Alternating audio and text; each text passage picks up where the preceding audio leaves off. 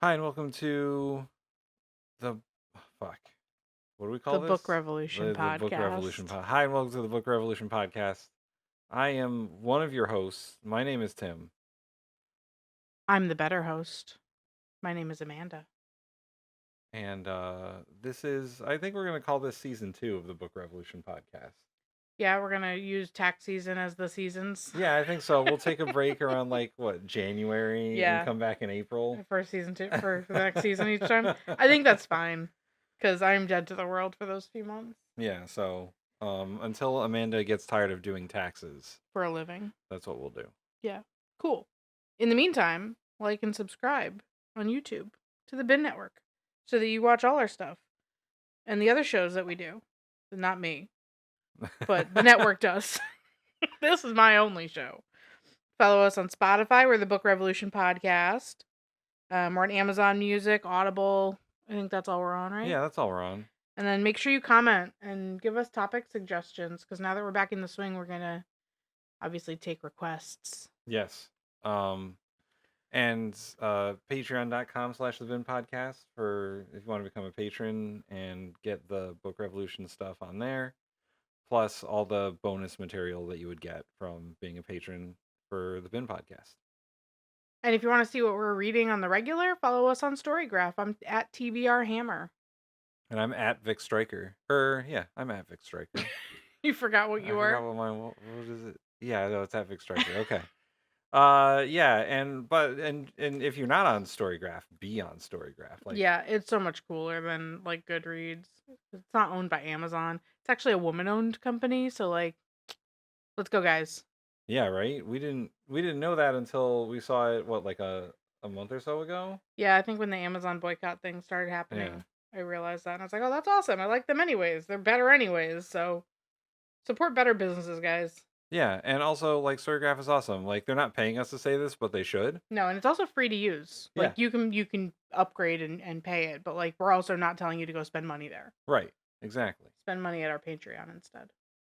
So I think that's all the promo work with that we're Yeah. doing. What are you So reading? what am I reading? Yeah. I'm reading so many books. According to my Storygraph, I'm reading a lot of books. Yeah. Is it all school books? No, it's not all school books. So my current Why reads. don't you give us like one read? Okay, What are you actively reading that you want to talk about? so I don't need to know everything. okay, I'll give you two that I'm like actually reading, depending on what device I'm using to read them on. So I'm reading Going Gone, which is the second book from that Irish Endgame Mm-hmm. saga. Mm-hmm. I took a break from reading it because I did have to read a bunch of school books, but now I'm back to reading it. I'm more than halfway done. Uh, and it took an interesting turn. I'll put it that way. And then I'm also reading Iron Flame, which is going to be in relation to our main topic for the episode. So those are the two things that I'm currently reading. All right. What are you reading? I'm reading How to Stop Time by Matt Haig. It's an older book. It's not new by any means, but it's new to me because I bought it cheap at a used bookstore. But I like Matt Haig, so this book's about it's the main character is somebody who ages very, very, very slowly. So he's currently like it's one of those books that jumps timelines, but it's all the same character in the timeline. So it goes back to like when he was a teenager in the 1500s, but then it goes to present day, which is like, I don't know when the book was published, maybe 2010 or something like that. So flips back and forth. He's been alive the whole time and he presents as a nearing 40-year-old. So he's, 400 years old and he looks about 40. So that sort of aging process is interesting. I like it. Yeah, that sounds like an interesting book.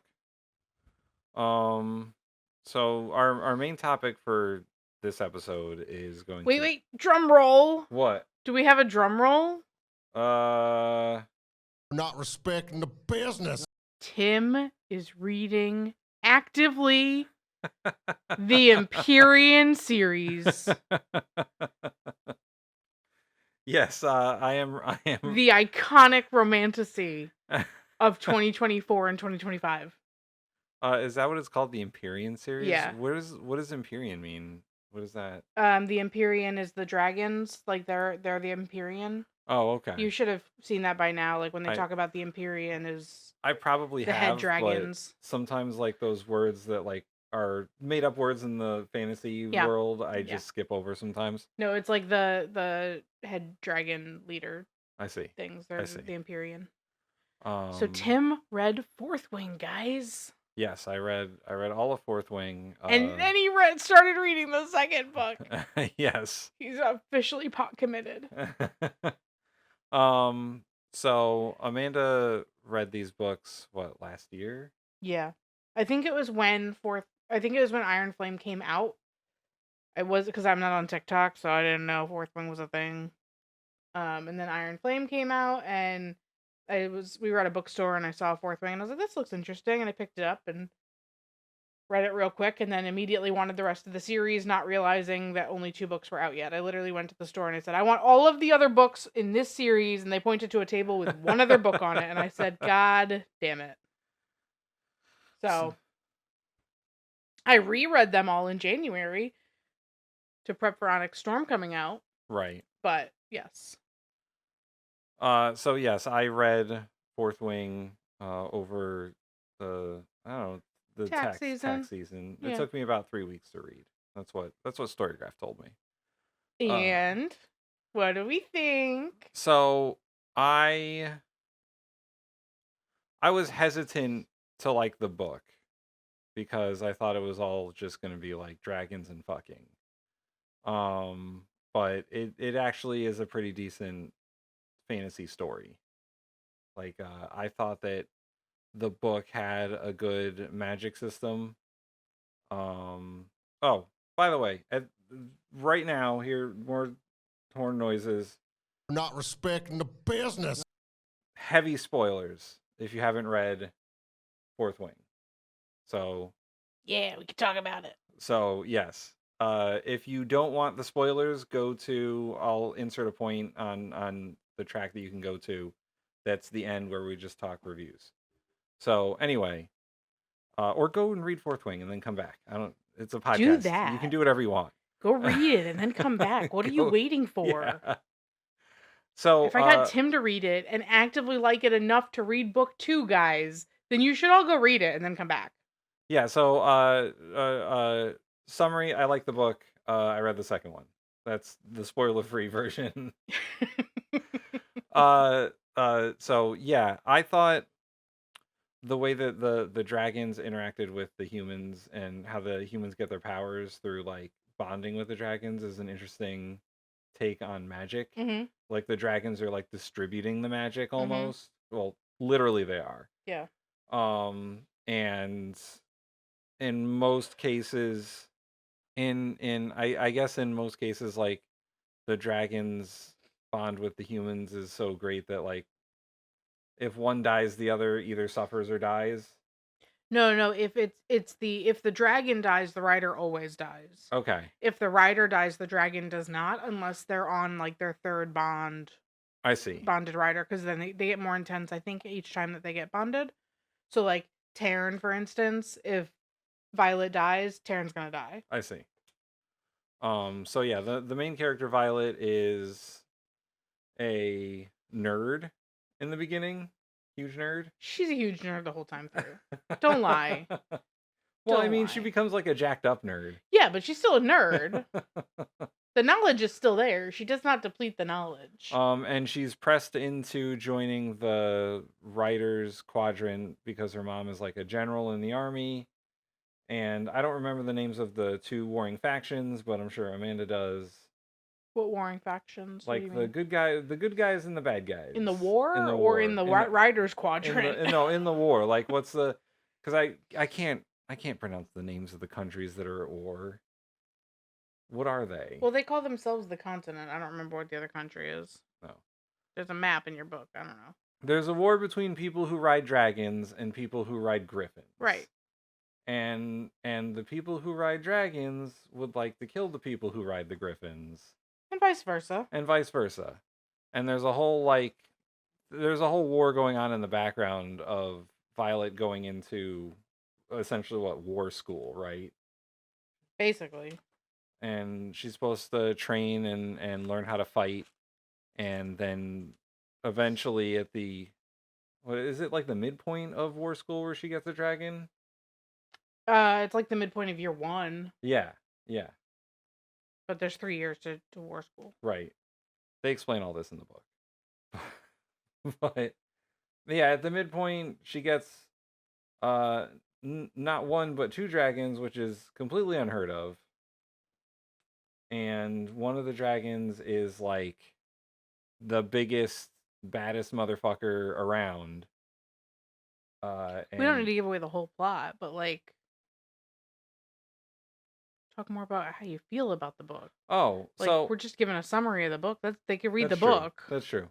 Uh, my feelings about the book are I I like the story. I thought it was going to be more high school than it was. It's really more high school plus murder. it's it's re- I told Amanda several times. I was like, why is everyone trying to kill everyone else in school? Yeah, but have you learned that yet? Because I feel like they do a decent job explaining about Yeah. like how dangerous it is to be on the dragon. They do put them in life and death situations prior to getting on the dragon so that they can survive being on a dragon. Well, and I also think that there's a good like subtext there to like some of the students are like, yeah, why are we all trying to kill each other? Like, Yeah. isn't that bad? Shouldn't we not be killing each other? Don't they shouldn't we not want to like die? Because like one of the very first things they do is they cross this parapet Yeah. where if you could not make it across because a gust of wind pushes you over because you don't have the right Yeah, it's balance or like the whatever. balance beam in gymnastics, but it's over a 30, I don't know, a mile height. I don't know how high up it is. I don't Yeah. remember, a 300-yard drop into a pit if you fall off the balance beam. But what like there's a percentage of students who don't make it across that fucking thing. Right. But I think as you read through the book, like by the end of the book, did you understand why that was so important to watch all those people die as you go through school? Yeah, I think that what I got from that is they're supposed to be A, comfortable with death for some reason. Yeah. And B, you're supposed to understand that like you said, riding dragons is serious business. Right. But I think being comfortable with death is it's a trait they need to be able to learn, because I mean, you see towards the end when they're in the battle when Liam dies, Oh, yeah, yeah. like they have to be able to mourn it and move on within seconds or they're dying. Yeah, Like yeah, they have to be at that level of comfort. Like, yep, we lost another person, we've got to move on right. and compartmentalize that. And I think that that's a hard thing to learn without actually just experiencing it. Right. Um but I get that, and I also get like the once again the subtext of them like this is probably more gruesome than it should be. Mm-hmm. Um and when she, eventually when she gets her dragon, then she learns once again another hard lesson about like, well, even if you get your dragon, people just they fall off or they die or it wasn't quite right.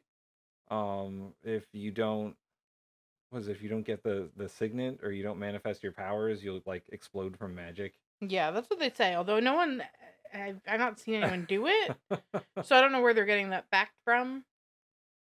The parts that I liked about the book are the magic, the dragons. They make the dragons seem really cool. Mm-hmm. They make I like the unique power sets that everyone gets from the dragons. Mm-hmm. And I like that there's a lot of differentiation in the dragons themselves. Like even among like there's a bunch of different colors, but then they all have different kinds of tails. Yep.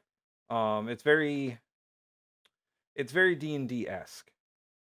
The variety of dragons.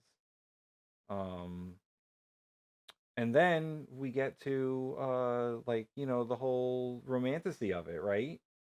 You get to the love triangle that starts out between This, I think, was your first true romantasy. yes. Okay.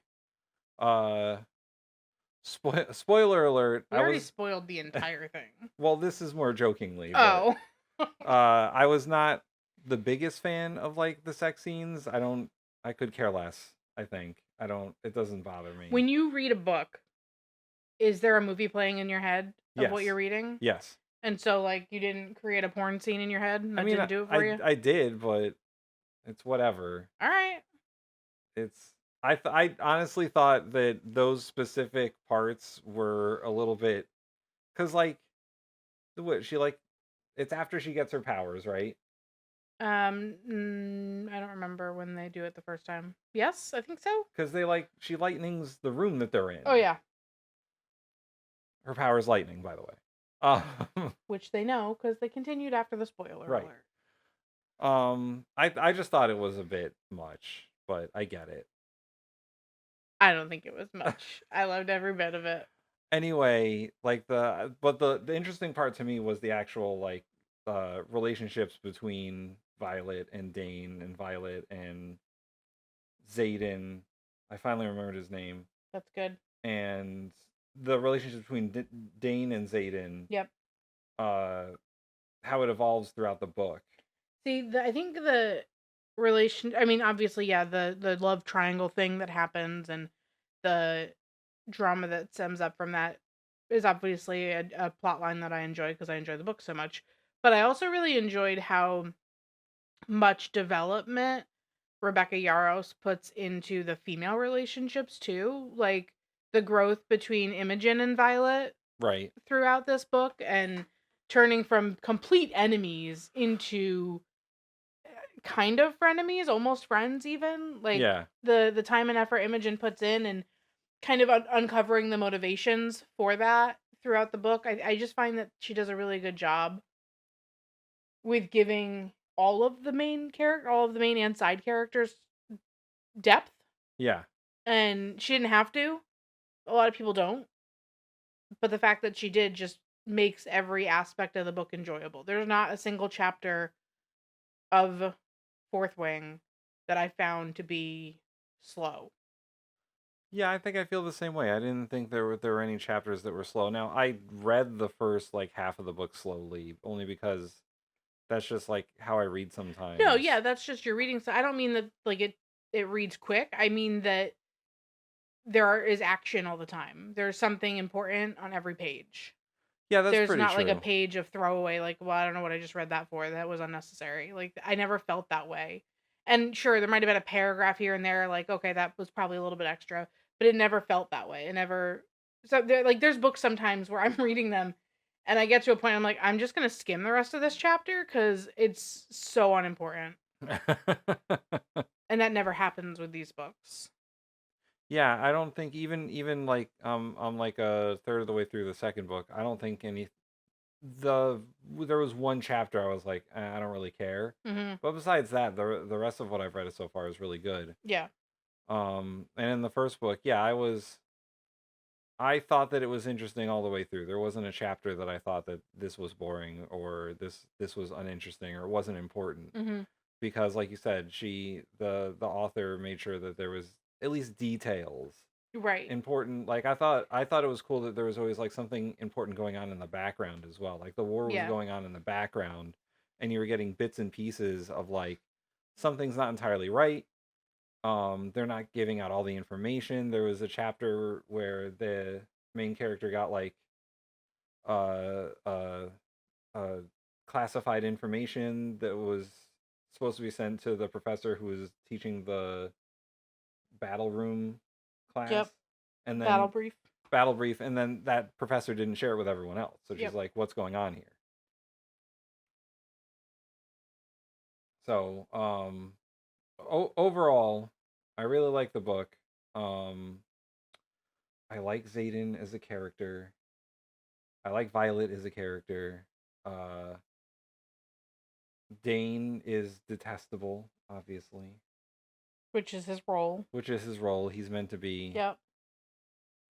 So here's the funny thing too, now that you've read it through once and you know where the story goes in that book, what I can say is in the reread from January that I did, once you know the twists that happen, you find even more depth in the writing as you go through, like little tiny things, phrases here and there, something that might have seemed completely innocuous originally actually gave you kind of clues to things that I certainly missed on my first read through. And that made it so even if I thought something was unnecessary in read one, I get through read two and I'm like, oh my god, that wasn't unnecessary. That was super useful actually. Like I wrote down in my reread of it, I wrote down a few things. Like, okay, so unpause. But there are clues throughout book one. There are sentences and conversations throughout book one that hint to a reveal that doesn't happen until book two. Okay. And they're completely innocuous. They're completely like missed because it's just a cutesy phrase maybe, or just an like a vague threat. Right. And then when you find out what happens in book two, as you go back and read book one afterwards and you read these quotes, you're like, oh my god, that's what was happening. And it just gives that book so much more depth, because I don't know what's in Rebecca Yarros's head as she's writing book one. Does she really know the whole arc of her story? I don't know. Some authors know where everything that they want to go for their series is, and some don't, right? Yeah. Yeah. So she must have obviously known at least pieces of her story arc as she's writing, because every single book, and the same thing goes for Onyx Storm, right? There were hints in book one and two that hinted to reveals in Onyx Storm, which is book three, that you don't notice until you've read Onyx Storm. You're like, I remember them saying something about this. I remembered because I did read them in such a confined time frame. I didn't have to do a reread, but like if you did a reread after reading Onyx Storm, you're going to see hints there too in books one and two that hint to reveals in book three. And you're like, what the hell? Like, I don't know. It just makes it so intriguing and so much of a fandom. Like when we go back to talking about in one of our episodes in season one, um, we talked about fandoms that get people to buy merch and tattoo their bodies. Right. This level of story is what gets people to tattoo their bodies. Yeah, and I do like stories where after the reveal, if you go back, there's like little Easter eggs to like Mm-hmm. let you know, hey, this was the plan the whole fucking time. Yep. And that the reveals in the book about Dane, the reveals in the book about and I kind of saw some of this coming, and I was talking to Amanda about it while I was reading the book. I was like, there's something that like the military isn't telling people. Yeah, you definitely said that to me. There's But I something. don't think you ever predicted what it is. No, because the seeds for that were laid out in like the very beginning of the book. Yeah, in chapter one, when she's Yeah. talking about that fable book that she Yeah. has. And I think it was chapter one. It might have been two, but whatever. yeah, and the big battle at the end of the book. Yeah, I didn't see that particular thing coming, but I was like, there's something that is out there that they're not talking about, and that's why they're keeping all this stuff secret. Yeah. I mean, there's other little things that you predicted just based on your knowledge of story writing. Like, you knew that obviously Violet had to be some sort of overpowered in some way, shape, or form because she's physically weak. Right. And you called that. But I don't think that you anticipated. I mean, when I asked you, okay, what do you think it's going to be? You never came up with No, what actually happens. You know, like I think you mentioned two dragons at once, but you're like, no, never mind, and you like passed right by it. yeah. And then, as far as her signet, you never came up with lightning. No, I didn't.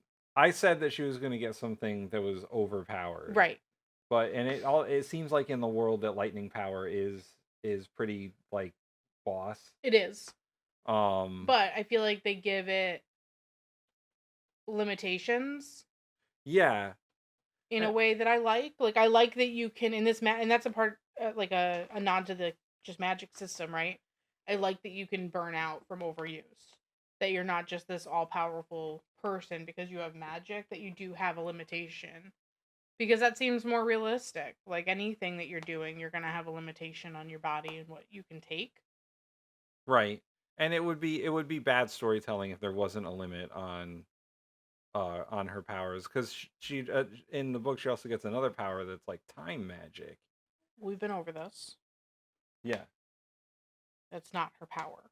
Oh right, it's the dragon's power. The dragon lends her time magic power. Yes. And Darna has time magic power. Right.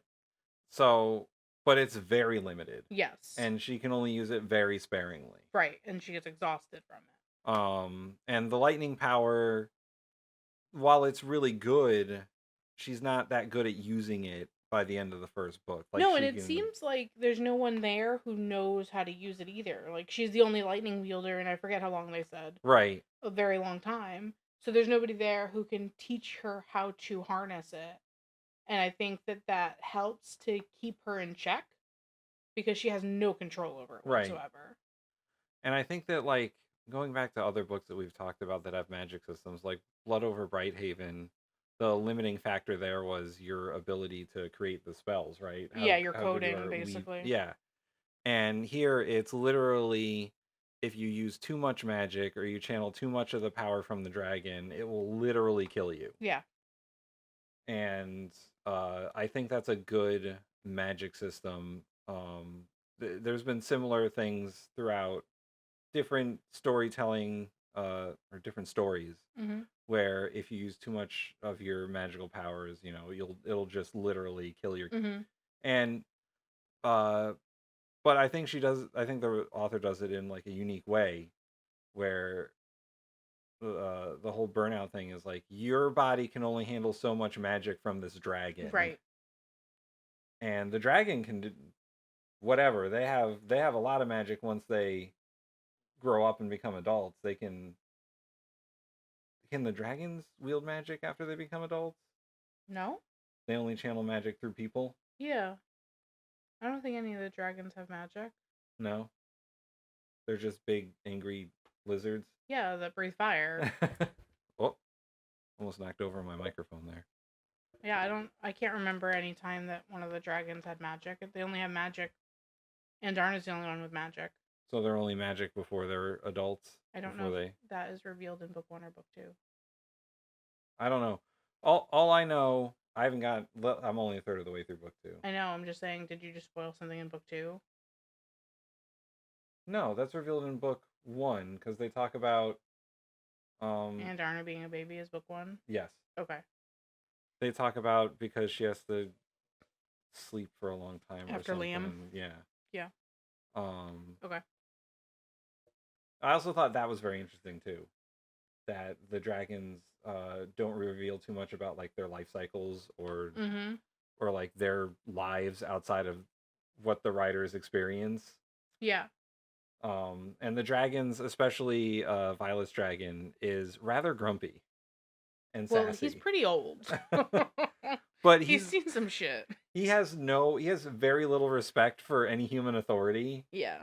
Other than like Violet, and even then he's like, get your shit together. Pretty much. I kind of like that though. Like, I like that Taryn gives Violet the freedom and space to be authentically herself and to fail when she is going to fail and not bail her out of everything, because it's the same kind of relationship that Zayden's trying to give Violet, Right. versus where like Dane and Mira and everybody are trying to like shelter her and hide her and keep her safe. Right. Like, Taryn empowers her to fucking do it.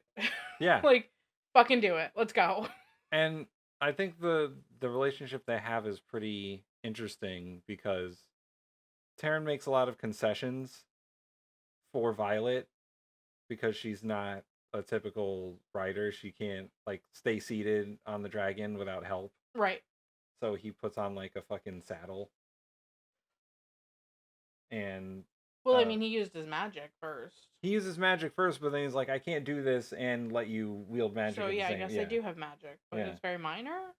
I think they do have. They must have some magic. Yeah. But like, I don't see them wielding anything. They're not like moving objects or That's stopping. true. Like, I don't know how. I don't think that's really talked about at a level like the magic that dragons can wield themselves. But they clearly have some. Yeah. Well, let's talk about one more thing in the book. And I know it's one of your favorite things. The relationship between Violet and Xaden. Yeah. So Xaden, I've come to realize is like the shadow daddy, right? For sure. 110%. And why don't you discuss like what was the term you used? Their relationship is I can't remember the term you used. You said it was it was like proximity, force Oh, forced proximity, proximity, yeah. That's the because trope for them. in the beginning of the book, Enemies to lovers is one of their yeah, tropes. Forced proximity. uh, Yeah. in the beginning of the book, he hates her Yeah. because of who her mom is Yep. and what she did to his dad. Yep. And obviously that's not the way he feels at the end of the book. Well, and him. And him, don't Never I don't mind. know about that. Never mind. Okay. Well, Okay. he's part of a group of people who have like relic tattoos. Yeah, rebellion relics. That are supposed to signify that they're children of the rebellion. Yes. And they're to be treated differently. Yes. And that they have to do this. They're not volunteering. Correct. The only way that they were allowed to live is that they're forced into the Riders Quadrant. So normally, aside from Violet, the people who are in the Riders Quadrant are choosing to be there. The only exceptions to that are Violet because her mother forced her to, and the kids of the rebellion leaders, who were executed. Everybody else is choosing to go through that craziness. So, what is your favorite part about their relationship in book 1? Um,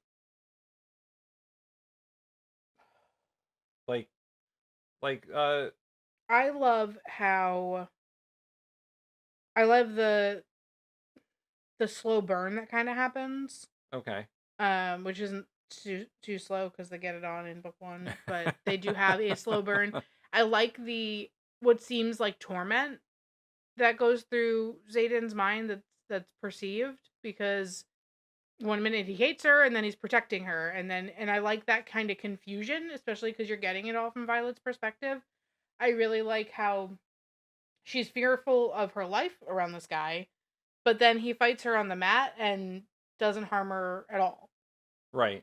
And then how he, I mean, clearly is making comments that she is supposed to stay away from him, and that he wants nothing to do with her. But then he's making his rebellion relic friends help train her. Like Imogen trains her because of that. Liam guards her because of that. Like, and it's told as, yes, part of Scale and Taryn's bond, and that she has to be saved because she's Taryn's third rider, I think.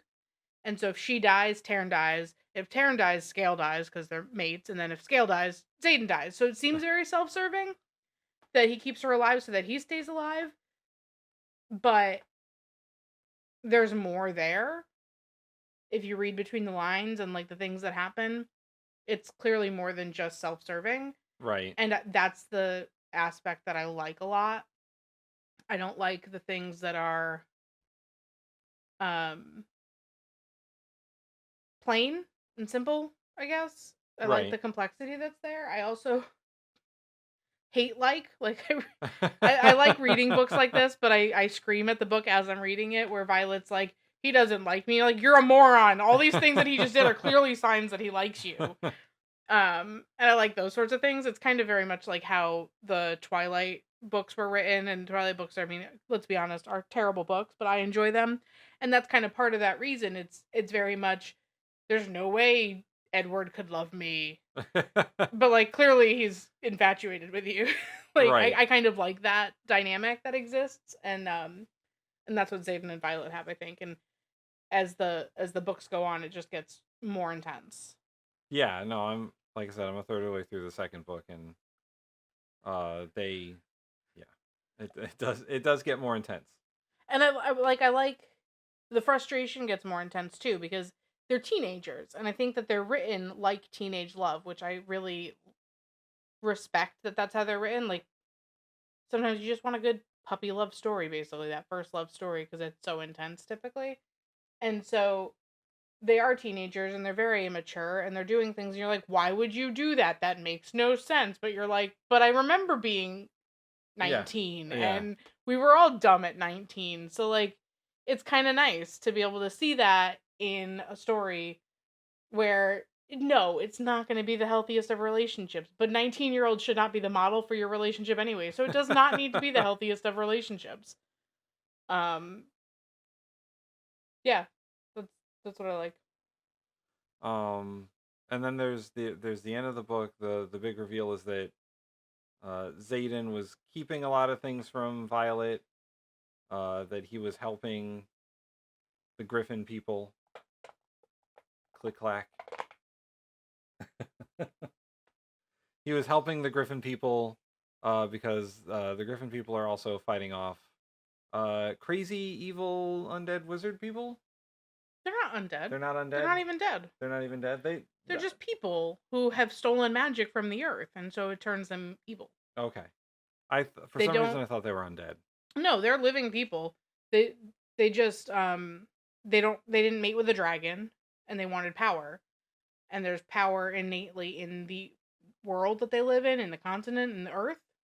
And so they steal the power from living things, Okay. and that gives that them makes power, sense. but Yeah, that yeah. corrupts them. Like that's what they have to sell basically to get that magic is their soul, essentially.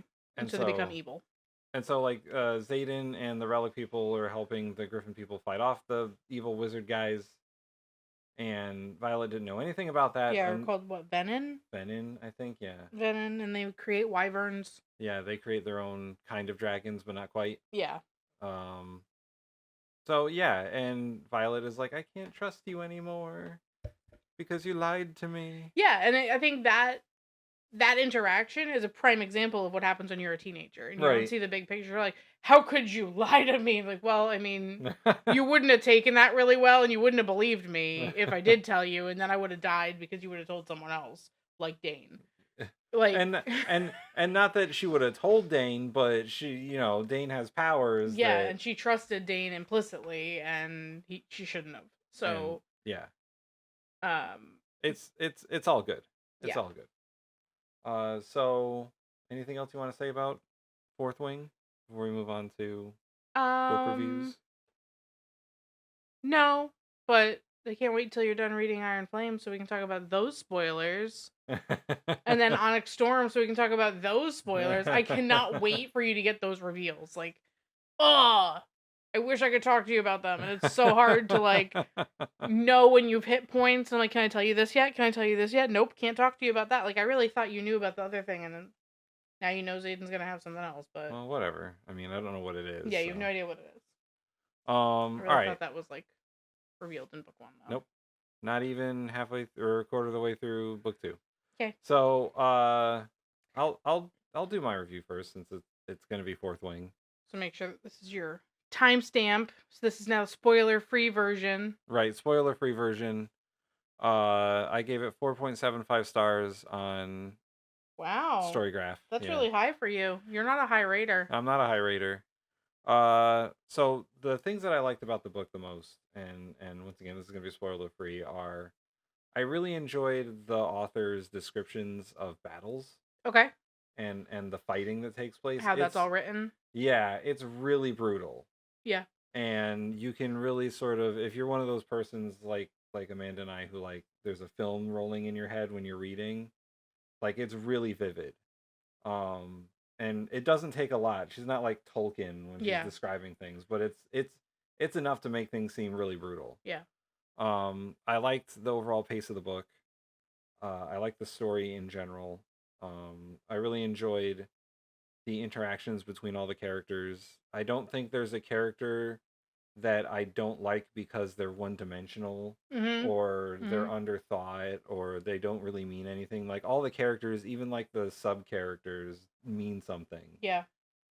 And it's got a lot of emotional twists and turns. Like I'm not a person who's always cares about like emotional stuff in a book, but it's got some, it's got some character moments that are moving, happy and sad. Mm-hmm. So I would definitely recommend it. I'm reading the second book, and so far it's just as good. And do you recommend it for people who don't care for romance books? Yes, because the story it's not like smut. Mm-hmm. There's a couple of chapters where it gets sexy, and then they just sort of move on. Mm-hmm. And the writer's really good at describing things. I'll put it that way. For the record, though, that is most of the very, very popular romantasy books. Yeah. They're not smut. The parts that are sexy are smut. Right. But it's Right. not the main point of the book. The main point of the book is a plot, a fantasy plot. I think this book, as far as like romantasy goes, like it avoids some of the crazier fucking memes about romantasy, Like, about like, you know, the size of the dudes. oh yeah. Yeah, like the book is not like, oh my god, he was so big. Like, Yeah, I haven't read romantasy like that. I've read regular romance like that, or yeah. like the dark romance has a Yeah. lot of that. Dark romance is like a little terrifying. But yeah, the romantasy, I don't think the ones that I read at least have had that problem. And I like how flawed the main character is.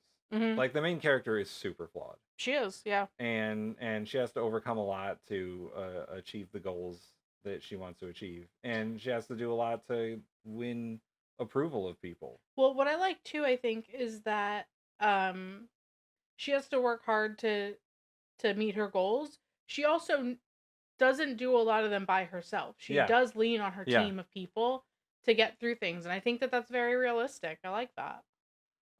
So like I said, 4 3/4 stars. Would definitely recommend. And I'm reading the second one. Cool. All right, my review will be The North Wind.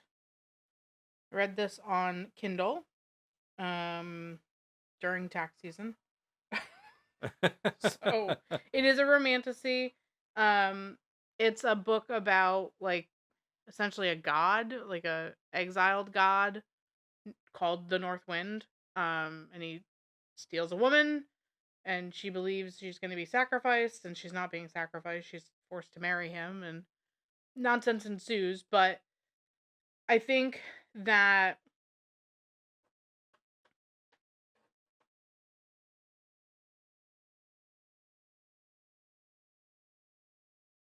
yeah, okay. Sorry, we'll just edit that. I had to reread my notes. This story was a little bit more, it's romantasy, but it was far more enemies to lovers than anything, because she was basically kidnapped. Um, there's a long period of hatred and um being forced into things, not rapey, forced into things, forced into like just showing up to dinner, basically type things, like It's like acting as a wife. like a Stockholm syndrome kind of thing, like identifying with your captors. Not really. No, it's more of it's a character arc for her that the guy ends up helping her get to, but it's not that she identifies with the captor, it's that he helps her see that she was kind of trapped in the life that she was in. Okay. It's very similar of a character arc that Farah has from ACOTAR, for any of those readers out there. But it's just, she was the sole caretaker of her remaining family, and then she was taken away, and she realizes, she can have her own goals and things. So I liked it. It is a part of a series, I assume a 4-book series, because there's Directional Winds. And book 2 is The West Wind, which I read too, but they are standalone books. They don't actually like build on each other, because it's like Laura Thalassa's 4 horsemen books. Each book is about a horseman, so each book is about a god, and Okay. they can be standalone. Like they have kind of callbacks in the books to the other brothers that exist, because all the gods are brothers. But it can be read as a standalone, and I enjoyed it. I thought it was well written. I liked the character arc. It was definitely, a morally gray lead, male lead. So if you like the morally gray characters, if you like enemies to lovers, it was good. I think I gave it, well, on my little notepad, I gave it one thing. Let's see what I put into Storygraph. I gave it four solid stars on Storygraph. So definitely not my favorite of the romance, but it was pretty good. All right. Well, I think that does it for like this episode. You have any final thoughts? My final thoughts are in my next episode. Let's talk about maybe some dark romance because I've started reading some of that, and boy, is that a wild ride. Yeah, I haven't read. I don't know what that is, so I'll be asking the questions. Yeah, yeah, it's been a bit wild. So, episode 2, season 2, dark romance. Yeah. Also, I put a couple of short videos up on the YouTubes, and I'm gonna put a few up on Patreon that are. I did a short little series called "Books to Survive the Trumpocalypse." I reviewed a couple of books that I read, somewhat for school, somewhat for myself, but they're about politics, and some of them are happier things, some of them are about Trump, the Trump administration, but keep an eye out for more of those. I'm gonna probably do like 2 more and put them up on Patreon. So like and subscribe and become a patron. Patreon.com/TheBinPodcast. Thanks for listening. Bye. Bye.